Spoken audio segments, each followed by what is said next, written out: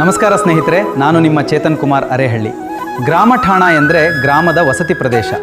ಬ್ರಿಟಿಷರ ಕಾಲದಲ್ಲಿ ವಾಸಿಸಲು ಕಾಯ್ದಿರಿಸಿದ ಜಾಗವಿದು.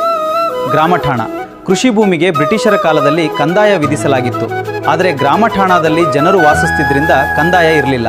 ಇದು ಇಡೀ ಗ್ರಾಮದ ಜಂಟಿ ವಾಸಸ್ಥಳ. ಗ್ರಾಮ ಠಾಣ ಜಾಗದ ಪ್ರಮುಖ ಲಕ್ಷಣಗಳು ಇಲ್ಲಿವೆ. ಇದು ಇಡೀ ಗ್ರಾಮದ ಜಂಟಿ ವಾಸಸ್ಥಳವಾಗಿದೆ. ಇದಕ್ಕೆ ಪ್ರತ್ಯೇಕ ಸರ್ವೆ ನಂಬರ್ ಇರೋದಿಲ್ಲ. ಇಲ್ಲಿ ತೆರಿಗೆ ವಿನಾಯಿತಿ ಇರುತ್ತದೆ. ಗ್ರಾಮ ಠಾಣಕ್ಕೆ ಯಾವುದೇ ಪಹಣಿ ಇರೋದಿಲ್ಲ. ಹಳೆ ರೆಕಾರ್ಡ್ಗಳಲ್ಲಿ ಗ್ರಾಮ ಠಾಣಕ್ಕೆ ಒಂದು ಬ್ಲ್ಯಾಕ್ ನಂಬರ್ ಅಥವಾ ಗ್ರಾಮ ಠಾಣ ಎಂದು ಬರೆದಿರ್ತಾರೆ. ಇದನ್ನು ತಿಳಿದುಕೊಳ್ಳೋದು ಬಹಳ ಮುಖ್ಯ. ಗ್ರಾಮ ಜಾಗಕ್ಕೆ ಯಾವುದೇ ಪಹಣಿಗಳು ಸಿಗೋದಿಲ್ಲ. ಬದಲಾಗಿ ಪಂಚಾಯಿತಿಯಲ್ಲಿ ಕಂದಾಯ ರಸೀದಿ, ಡಿಸಿಬಿ ನಮೂನೆ 9 ಮತ್ತು 11A ಈ ಸ್ವತ್ತು ಸಿಗುತ್ತದೆ. ಗ್ರಾಮ ಠಾಣಗಳು 1960ರಲ್ಲಿ ನಿಗದಿಯಾಗಿದ್ದವು. ಇಲ್ಲಿಯವರೆಗೆ ಹಳ್ಳಿಗಳಲ್ಲಿ ಜನಸಂಖ್ಯೆ ಹೆಚ್ಚಾದಂತೆ ಮನೆಗಳು ಹೆಚ್ಚಾಗಿವೆ. ಆದರೆ ಪಂಚಾಯಿತಿಗಳಲ್ಲಿ ಗ್ರಾಮ ಠಾಣ ಮಾತ್ರ ವಿಸ್ತರಣೆಯಾಗಿಲ್ಲ. ಗ್ರಾಮ ಠಾಣ ವಿಸ್ತರಣೆಯಾಗದೆ ಉಳಿದಿದೆ.